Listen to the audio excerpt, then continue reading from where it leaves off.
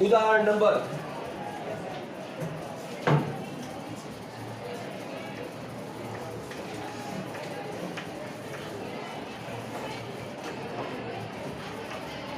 11.4 કેલોરીમીટર કોને કહેવાય સમજાવી દીધું ગયા વખતે કેલોરીમેટ્રી કોને કહેવાય સમજાવી દીધું હતું આજે એને લગતી કંઈક વાત આની અંદર આવશે સીધી નહીં આડકતરી રીતે આવશે ક્લિયર જોઈએ આપણે રકમ વાંચે એટલે આપણને ધીમે ધીમે આગળ ખબર પડે વાંચો રકમ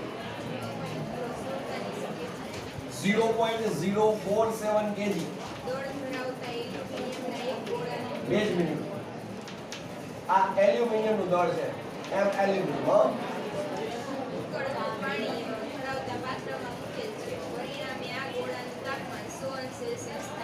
ઓકે ગોળાનું ટેમ્પરેચર કેટલે પહોંચી જાય છે 100 અંશ તો એલ્યુમિનિયમ ના ગોળાનું ટેમ્પરેચર 100 અંશ સેલ્સિયસ આગળ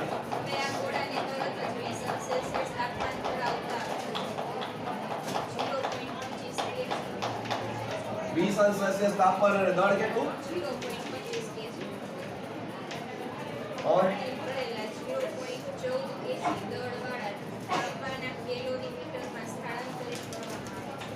0.14 kg ના તાંબાના પાત્રમાં સ્થાનાંતરિત કરવામાં આવ્યો એટલે પાણીનું ટેમ્પરેચર અને આનું બેનું ટેમ્પરેચર 20 અંશ સેલ્સિયસ ઓકે જે બેલેન્સ થઈને થાય એ 23 અંશ સેલ્સિયસ થાય છે કારણ કે સ્પષ્ટ છે કે એલ્યુમિનિયમ ઉષ્મા ગુમાવશે અને પાણી અને કોપર ઉષ્મા શું કરશે મેળવશે એટલે 20 વાળું ટેમ્પરેચર કેટલું થઈ જશે 23 અને 100 વાળું પણ 23 પડી ખબર આગળ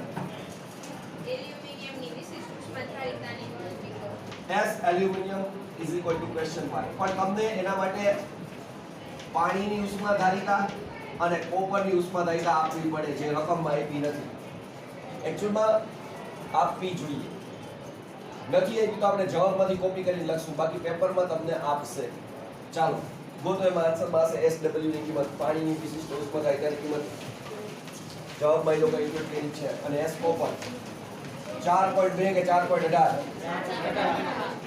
4.18 યુનિટ લખાવો 10⁻³ જૂલ પર કેજી કેલ્વિન બરાબર ને અને કોપર માટે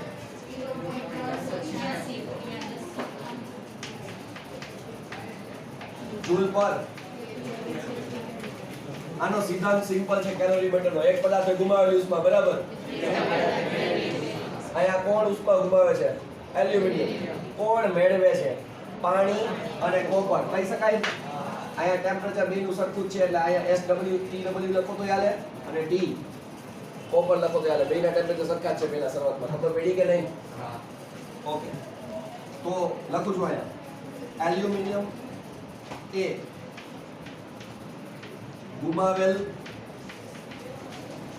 ઉષ્મા બરાબર પાણી પ્લસ CO2 કોપરે મેળવેલ ઉષ્મા આનું ટેમ્પરેચર ઘટે છે આપણને ખબર છે એટલે સૂત્ર આપણને ખબર છે MS delta T M aluminium S aluminium delta T એટલે T એલ્યુમિનિયમ માંથી ટેમ્પરેચર 23 થઈ ગયું એટલે T થઈ ગયું આટલો તફાવત આવ્યો ખબર પડી કે ન પડી બરાબર પાણી માટે લખો પાણીમાં પાણી એ ઉષ્મા મેળવે તો શું થાય MW SW TW - T કહેવાય પ્લસ ખાલી પાણી એકલું ઉષ્મા નથી મેળવતું કોણ મેળવશે કોપર કોપર માટે શું લખશું વિચારો M copper S copper T copper - T સમજાય તો જ હા નકર ના ડાઉટ કોઈને કાઈ અને એકે મેળવે એકે ગુમાવેલી ઉષ્મા બરાબર બે વ્યક્તિએ જો સામે મેળવવા વાળા કોપર અને પાણી બંને મેળવેલી ઉષ્મા કહી શકાય હવે કિંમત મૂકવાની છે આવડે ફટાફટ કરતા જઈએ એલ્યુમિનિયમ માટે 0.047 S એલ્યુમિનિયમ T એલ્યુમિનિયમ ની કિંમત 100 -23 MW પાણી માટે 0.25 SW 4.18 ગુણ્યા TW 20 અને આ 23. તો એક કામ કરીએ, જો આ માઈનસ આવશે, માઈનસ નો કરવું હોય તો શું કરાય? T minus TW same as T copper અને T હોય તો T માઈનસ T કોપર. ટૂંકમાં મોટામાંથી નાનું ટેમ્પરેચર બાદ જેથી ઋણ આવે નહીં. ચાલો T કેટલું? 23 માઈનસ 20, 23 માઈનસ 20 અહીંયા સીધું 3 કરી નાખી, ચાલશે? તો પ્લસ M કોપર 0.14 0.386 ગુણ્યા આ 3. ખબર પડી ને કઈ રીતે 3 થયા? સાદું રૂપ આપવાનું છે. 100 માંથી 23 બાદ કરો 77 થાય. જો 77 ગુણ્યા 0.047 મને કયો કેટલો આન્સર?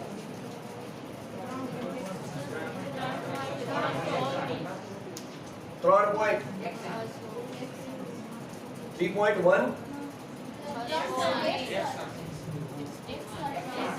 એટલે 3.1 ઓકે 3.61 પછી 9 રેડી. એને ગુણ્યા S એલ્યુમિનિયમ, S એલ્યુમિનિયમ ગોતવું છે. રેડી? બોલો. આમાં ગુણી નાખીએ 10 ની 3 ઘાત. રેડી? ઓકે ચાલો હવે આને સાદું આપશું. આ બેની બાદબાકી એટલે 3 ગુણ્યા 0.25 એટલે 0.75 એટલું મોઢે થઈ જાય. 0.75 ગુણ્યા કરો 4.18 0.75 ગુણ્યા 4.18 ગુણ્યા 1000 આ 10 ની 3 ઘાત એટલે 1000 ગુણ નાખો. બોલો 3600 3135 પોઈન્ટ કાઈ નથી ને વત્તા 0.14 ગુણ્યા 0.386 ગુણ્યા 3 અને ગુણ્યા 1000 0.14 ગુણ્યા 0.386 ગુણ્યા 3 ગુણ્યા 1000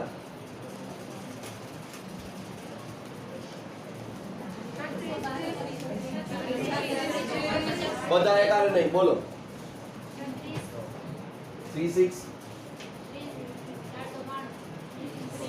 પછી 30 પછી આટલું બધું થોડું આવે,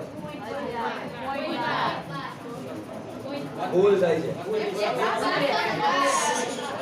ઉભા રહ્યો. હા બોલો.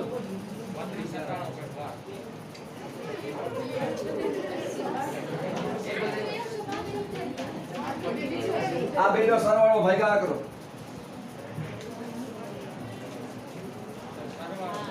આ બેનો સરવાળો કરવાનો, એના ભાગ્યા 3.619.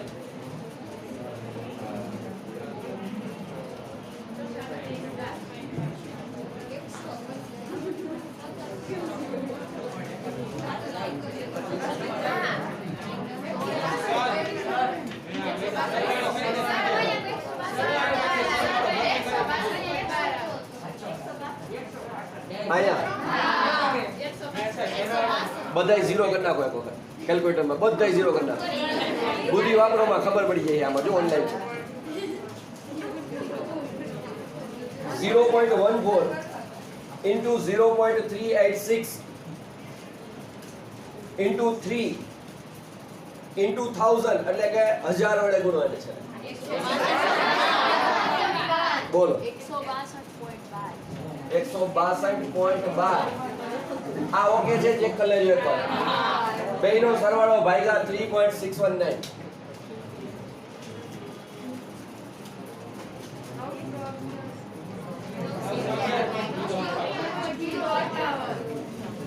નવસો 11 જવા આટલા જૂલ પર કેજી કેલ્વિન. આને આ રીતે લખીએ કે આ આન્સર આવી જ ગયો છે 0.911 કહેવાય. ટેક્સ્ટબુક વાળાને આ સ્વરૂપમાં લખે છે.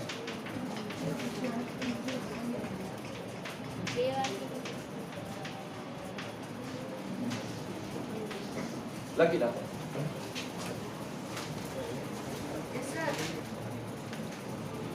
નેક્સ્ટ ટોપિક પુષ્પા પ્રશ્ન બની.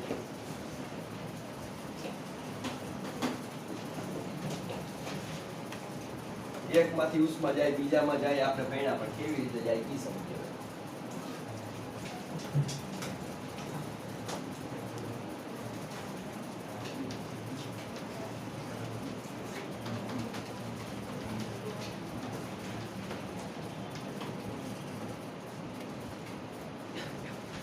જોઈએ એટલે ખ્યાલ આવે. ચાલો હમણાં એક તહેવાર આવશે હોળી, ખબર? આ માની લો કોઈ સળગતી હોળી છે, એના ઉપર મોટું પાત્ર ગોઠવી દઈએ, એમાં પાણી ભરી દઈએ અને સ્ટેન્ડ હોય માટે જોયેલું હતું, ખબર પડી? સમજાય છે? અને એક લોખંડનો સળિયો આ સળગતી હોળીમાં જવા દે, એક છેડો, આખો નહીં. દેખાડું? અહીંયા પાણી ગરમ થાય છે, આ સળગતી હોળી છે, આ લોખંડનો સળિયો, અને તમે અહીંયા ઊભા છો.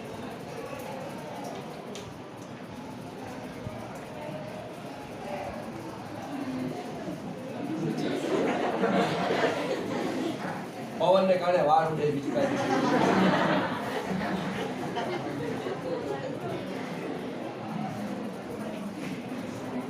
ચાલો વિચારો, આ સળિયાનો ભલે એક જ છેડો અંદર ગયો, આ છેડો સાવ ઠંડો હોય છે કે થોડીક વાર રાખો ને ગરમ થઈ જાય? એટલે એનો અર્થ એમ થયો ને કે આમાંથી ઉષ્મા આ બાજુ આવે છે.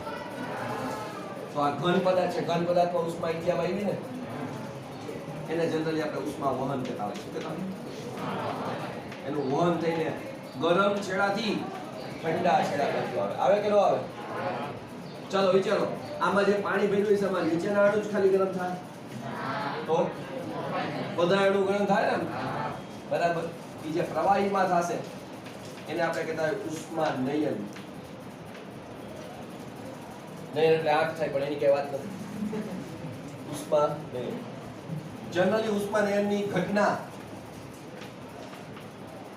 પ્રવાહી અને વાયુમાં જોવા મળે. જે વહી શકે ને, વહી શકે એટલે વહેવું એટલે જેનો ફ્લો થાય, ખબર પડી? ફ્લો એટલે પ્રવાહ. તો કે આપણને થાય વાયુનો પ્રવાહ થાય, એસી વાયુનો પ્રવાહ ફેંકે, ખબર? ઠંડુ કરે રૂમ, જોયું ને તમે? એનો પ્રવાહ થાય, પ્રવાહ એટલે પ્રવાહ થાય ને, પાઇપલાઇન. એ ઉષ્મા નયનથી ગરમ થાય. ઉષ્મા નયનથી ઉષ્મા પ્રસરણ પામે. આમાં ઉષ્મા વહન. અને તમે ઊભા હોય તોય તમને તાપ લાગે કે ન લાગે? નથી, તમે એના સંપર્કમાં આવ્યા નથી, તમે એને સીધા આ પાત્ર ગરમ થયું જેને કારણે તમને ઉષ્મા મળી નથી. આ ઉષ્મા નયન નથી થતું, ઉષ્મા વહન નથી થતું. તો તમને ઉષ્મા મળી ને એનું ત્રીજું કારણ છે ઉષ્મા વિકિરણ. શું એટલે? વિકિરણ દ્વારા તમને ઉષ્મા મળી. એમાં વચ્ચે માધ્યમ હોય તોય ભલે, ન હોય તો ભલે, બેયમાં હાલે. દાખલા કે ઉદાહરણ આપું, આ તો વચ્ચે હવાનું માધ્યમ હશે, હશે કે નહીં હોય? સાચી વાત છે, હશે હવાનું. પણ સૂર્ય અને પૃથ્વી વચ્ચે હવાનું માધ્યમ છે નથી, છતાં પણ સૂર્યમાંથી ઉષ્મા વિકિરણ સ્વરૂપે પૃથ્વી સુધી આવે છે કે નથી આવતી? તમને એમ લાગતું હોય કે નથી આવતી, તો ઉનાળામાં બપોરે 2 વાગે તડકે ઊભું રહેવું, ખબર પડી જાય કે ઉષ્મા વિકિરણ કોને કહેવાય. તો ઉષ્માના પ્રસરણના 3 માર્ગ છે, દેખાડે? એક ઉષ્મા, આ કયા પદાર્થમાં જનરલી જોવા મળે? ઘનમાં. આ શેમાં જોવા મળે ઉષ્મા? અને ઉષ્મા વિકિરણ માધ્યમ હોય તોય ભલે, હોય તોય ભલે. ખબર પડી કે ન પડી? બધાય વચ્ચે કઈક અલગપણું દેખાય છે.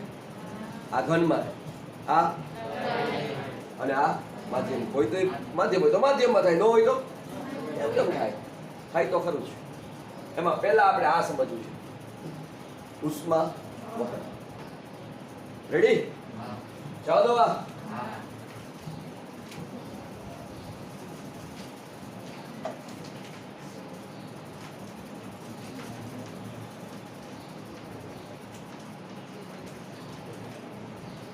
ઉષ્મા વહન સમજતા પહેલા સુવાહકો સમજવા પડે.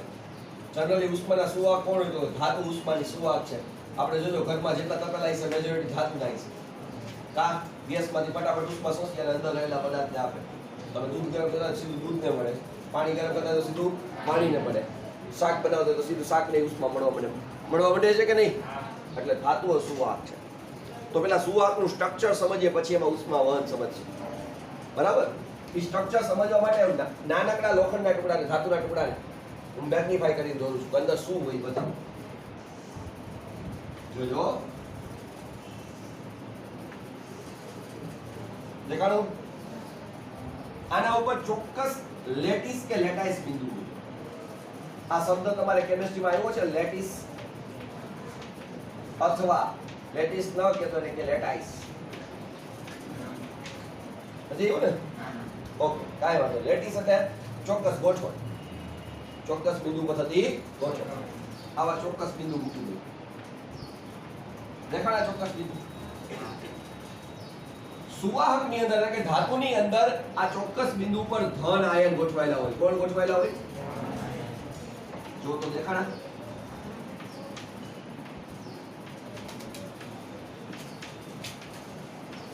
આ બિંદુને શું કહેવાય? હે? બોર્ડ ઉપર છે ગોતો.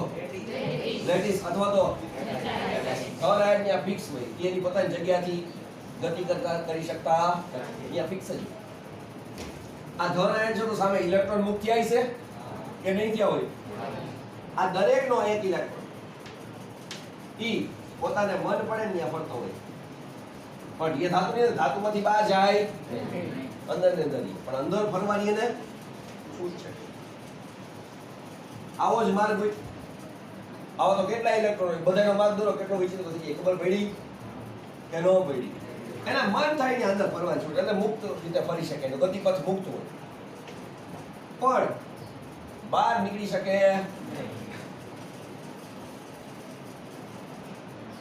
ક્લિયર?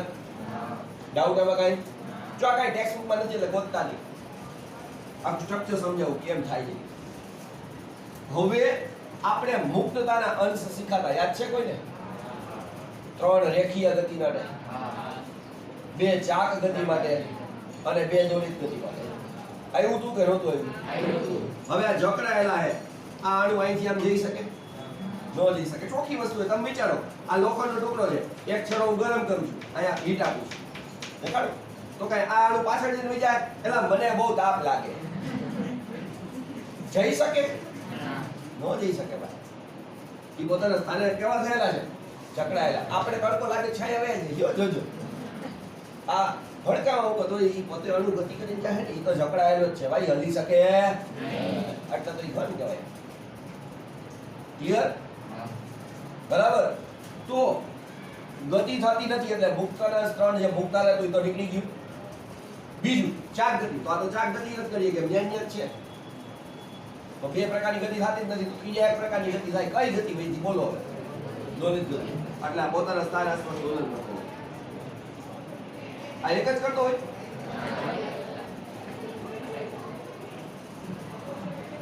ક્લિયર? વાંધો કઈ? હવે તમે જેવી ઉષ્મા આપો એટલે એની ગતિ પેલા આમ હતી, હવે આમ થયું. શું થયું? વધારો થયો. પાકું ને? આનો એટલો જ થયો હોય? આનો થાય. એટલે છેડા ઉપર જેટલા આવે ને બધેનો પેલા વધારો થાય. ક્લિયર? તાપમાન મળે એટલે ઉષ્મા મળે એટલે શું થાય? મગજમાં ઉતરું. એનો કંપ વિસ્તાર વધે એટલે આ ધન હોય ધન એકબીજાને અપા કરશે, તો આનો કંપ વિસ્તાર વધે નહીં. આને કઈક અસર તો થાય કે નહીં? આને કારણે વધારે અપાકર્ષણ અનુભવ્યું તો આનો કંપ વિસ્તાર પાકું.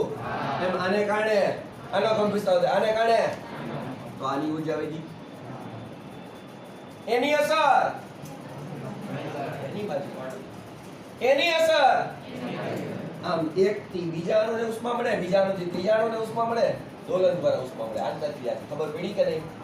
એમ કરતા કરતા છેલ્લે સુધી ઉષ્મા મળે. Got it or not? સમજાયું? ક્લિયર? દેખાય કેમ વહન થાય ઉષ્મા કાયદેસર કે ખબર જ નથી પડતી? ટેક્સ્ટ બુકમાં કાંઈ એટલું નથી, તમને બતાવવા માટે પ્રયત્ન કર્યો કેમ થાય છે. ઉતરું મગજમાં? ઓકે, આગળ વધીએ તો જો ક્લિયર થઈ ગયું તો જ આગળ વધુ છે. પેલો બીજાને ઉષ્મા આપે, બીજો ત્રીજાને, ત્રીજો ચોથાને, રીતે ક્રમશઃ. હવે આનું લાઈવ ઉદાહરણ બતાવું. માની લો કે આપણે 15 વર્ષથી 5 વર્ષના બાળકોને જમાડવા હોય. કેટલા? 15 વર્ષથી 5 વર્ષના. બધાને લાઈનમાં બેહાડી દો. પેલો 15 વર્ષનો, પછી 14, પછી 13, પછી 12, પછી છેલ્લો 5. અને બધા પોતાની ઉંમરના સમપ્રમાણમાં જમે છે. કોઈ છોટા ભીમ નથી. છોટો હોય તો બહુ જાજુ ખાઈ જાય, એવું કોઈ નથી. બરાબર? બધાને ગોઠવા. તમારે શું કરવાનું? હાલો શું જમાડશું પેલા નક્કી કરવાનું. બાજુમાં ક્લાસમાં ભણાવ્યું છે બુંદીના લાડવા ખવડાવ્યા તો આપણે શું ખવડાવશું? બોલો. ગુલાબજાંબુ. હાલો ગુલાબજાંબુ. ચાલો ગુલાબજાંબુ સિલેક્ટ કર્યા. તમારે શું કરવાનું એ સમજો. તમારે બધાને પીરસવાના નથી. તમારે ગુલાબજાંબુનું તપેલું ભરવાનું અને પેલો હોય મૂકી દેવાનું. પેલો શું કરશે? એને ખાવાય છે ને લઈ લેશે, બાકીનું આગળ આગળ. તો સ્પષ્ટ વસ્તુ એ પેલા કરતા બીજા પાસે ઓછા પહોંચશે. બીજો શું કરશે વિચારો? કાંઈ બધા તો થાળી ઠલવી નહીં લે. છોટા ભીમ નથી, મેં તમને પહેલા જ કીધું. થાળીમાં બધા ઠલવી લેશે. શું કરશે? આગળ જવા દેશે. તો છેલ્લે છેલ્લે છેલ્લે છેલ્લે છેલ્લે પહોંચે એમ ઘટતી જાય કે નહીં? માત્રા છે એ ઘટતી જાય. બરાબર?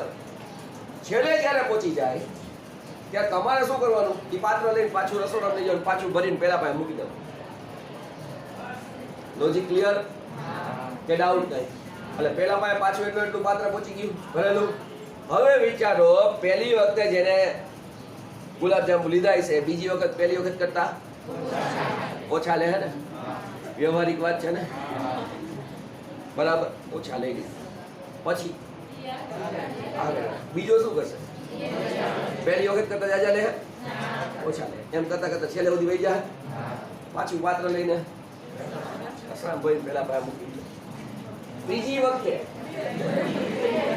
2 વખત કરતા ઓછા. ઓકે, સૈદ્ધાંતિક રીતે વિચારીએ. 40 વખત રાઉન્ડ ફેરો, 40માં વખતે પાછા પડી. હવે કોઈ કઈ લે એમ કાંઈ લેશે નહીં. ભલે ગમે એટલા ગુલાબજાંબુ ભાવતા હોય. પહેલી વખતે દોતો ભરી લીધો હોય કારણ કે આપણે ફેરસતા નહોતા.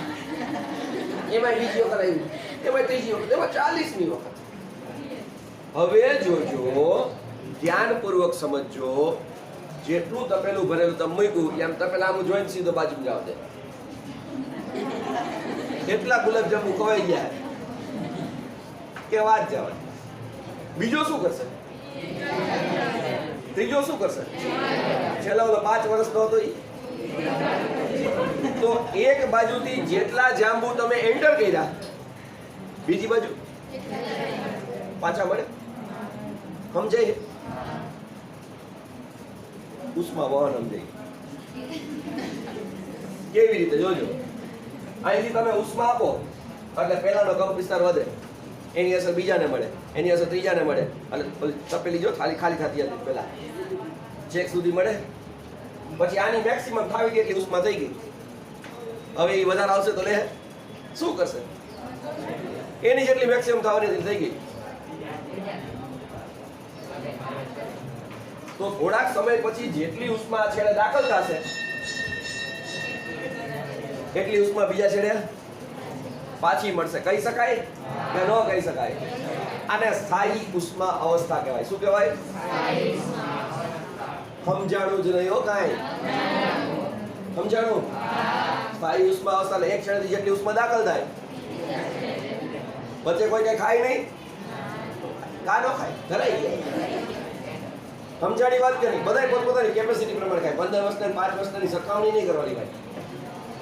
ખબર પડી કે ન પડી? સમજાણું? પેલા છે ને હું આવું કોઈ ઉદાહરણ આપતો, સીધું અહીંથી એમ કહેતો અહીંથી જેટલી ઉષ્મા દાખલ થાય એટલી બહાર નીકળે.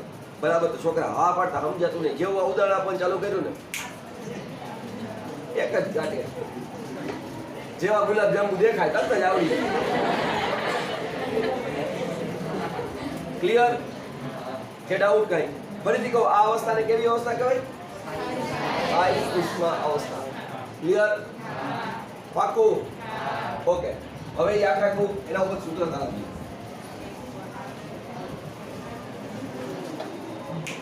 જો આયા જોવા જેવું મેગ્નિફાઈ કરીને સળિયું દોરી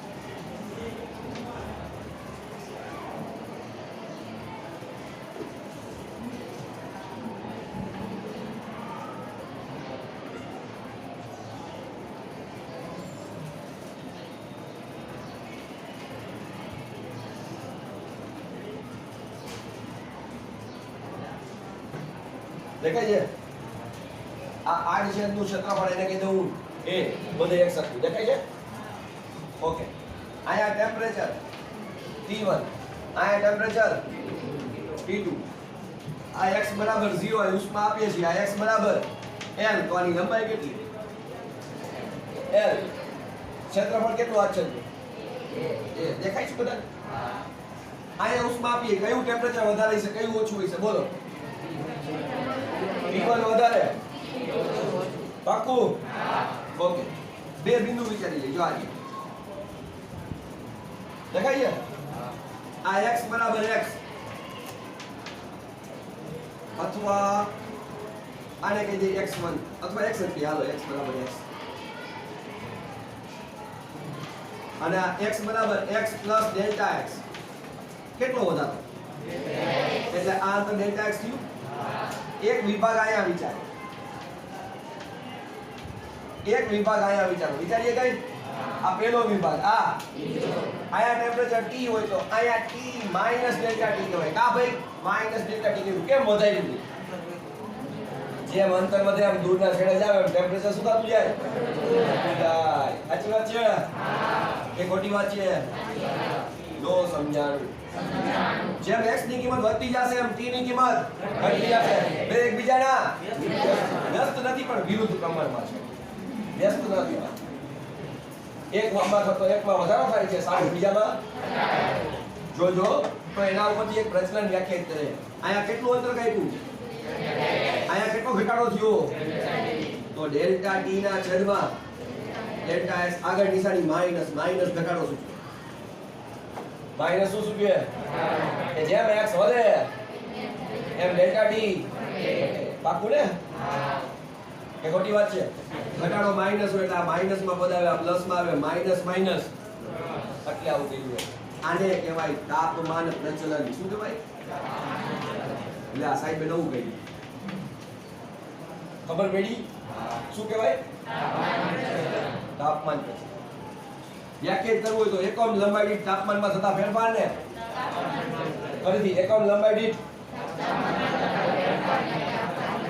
લખી દઉં આવડે એકવાર બોલું ફરીથી એકવાર એકમ લંબાઈ દીઠ આવડે ચોખ્ખી વસ્તુ અહીંથી ક્યુઝ માં દાખલ થશે અહીંયા ક્યુ નીકળશે ક્યુ ન કેવું હોય તો અહીંથી સ્થાયી ઉષ્મા અવસ્થામાં આવું થાય જ કે ન થાય ઓકે હવે ડેલ્ટા ક્યુ કેટલી કેટલી વસ્તુ પર આધાર રાખી જોઈએ આપણે ચાલો હું પહેલા લખું પછી સમજાવજો ડેલ્ટા ક્યુ પહેલા તો આધાર રાખે delta T upon delta S ઉપર આ જેમ તાપમાન પ્રચલન વધારે એમ તાપમાનનો ગેપ વધારે અને જેમ તાપમાનનો ગેપ વધારે એમ વધારે ઉષ્મા વહે ચોખ્ખી વસ્તુ એ તમને ખબર જ છે ખબર છે કે નહીં હા ના કયો ક્લિયર ઓકે ચલે છે ક્ષેત્રફળ ચલે છે 1/L ચલે છે ડેલ્ટા ટી ડેલ્ટા ટી એટલે સમય ક્લિયર લે આ સાઈડે લખી નહીં કઈ કીધું નહીં કહું આ સમજાયું પેલા હવે આ સમજાવું આડ છેદનું ક્ષેત્રફળ વધશે તો અહીંયા અણુની સંખ્યા શું થાય અણુની સંખ્યા વધશે એટલે જાજી એનર્જી એકા ટ્રાન્સફર કરશે પહેલા તો જાજી મેળવશે સ્ત્રોતમાંથી પછી જાજી ટ્રાન્સફર કરશે ઓલી આપણે એક જ લાઈન સમજાવી દીધી 15 વર્ષથી 5 વર્ષની ખબર યાદ છે એવી કેટલી લાઈનો કરી નાખો તો જાજ બધાયમાં આવું થાય ને તો જાજી ઉષ્મા હોય ને ઉતરું મૂકી તો ચલે છે એ વધારે તો પ્રવાહ વધારે અને કે વધારે ઉષ્મા મળે એ ઓછો વિચારો 1/L લાંબી લાઈન હોય તો તપેલું બહાર નીકળતા એટલે વ્યસ્ત થઈ ટૂંકી લાઈન હોય તો ઉતરું મગજમાં એટલે ઉદાહરણ આપી દો ફટાફટ આવડો. બીજું જાજા સમય સુધી રાહ જોઈ તો જાજા ચક્કર ભરાય ને તો ઉષ્મા ઓલા છે કેટલી બહાર નીકળશે વધારે નીકળે ને. ઓછા સમય સુધી રાહ જોઈ એટલે સમય ઉપાધાર રાખે તો ચાર બાબત ઉપાધાર હતી 1 2 3 ને 4 તો જો માટે ડેલ્ટા ક્યુ બરાબર નહીં પેલા તો આપણે લખીએ ચલે છે A upon L delta T upon delta X delta small t કહી શકાય કહી શકાય વાંધો કોઈને કઈ ચલન દૂર કરવું છે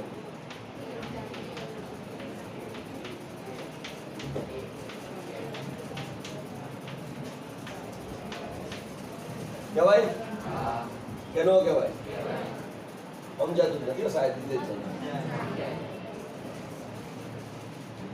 પાકું સમજાય હવે એલ તો આવી જ ગયો જો આ નો લખી તું હાલે હાલે ને આવી ગયો કદાચ જોજો જો તમારી ટેક્સ્ટ બુકમાં આવું કઈ સૂત્ર છે ગોતો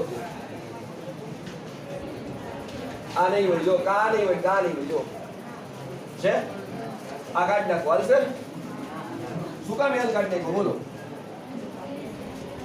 હવે આવી ગયો કે નહીં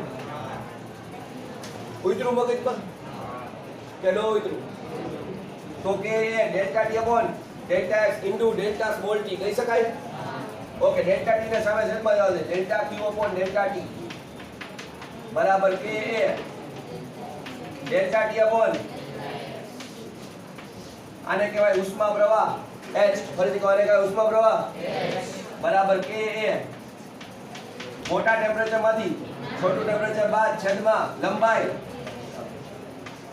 બોલો ડાઉટ કઈ જો ટેક્સ્ટ બુકમાં કેમ સૂત્ર આવી બતાવ્યું છે નથી બતાવ્યું સીધું સૂત્ર છે જો કેમ આવ્યું ખબર પડી કે ન પડી છાપી નાખો